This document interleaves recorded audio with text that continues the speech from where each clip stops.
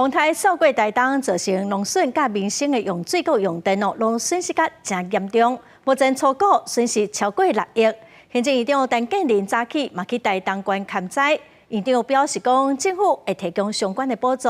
经济部嘛保证讲，今仔暗头会恢复9成的供电。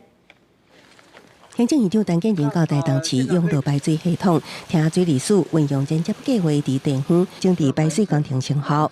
水利署说明，经过整治，这摆洪台期间有效减少台东县饮水的面积，因为台东县这摆灾情严重，虽然饮水情况比过去有较轻，也毋过院长特别指示，台东县其他灾损的情况，中央会全力支援。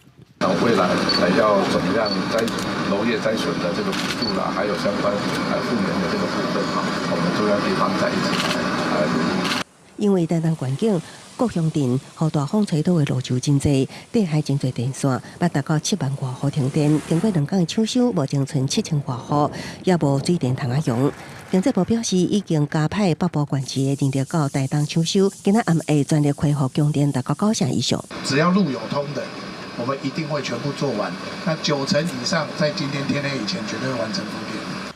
这摆洪台灾害造成台东县农业损失达到6亿外，陈建仁表示，会要求农业部全品项受损的农产品捐款补助，其他教育民生等的灾损补助，也会全力协助地方灾后复原的工作。要求内政部佮协调各军赶紧协助台东县灾后复原。记者综合报道。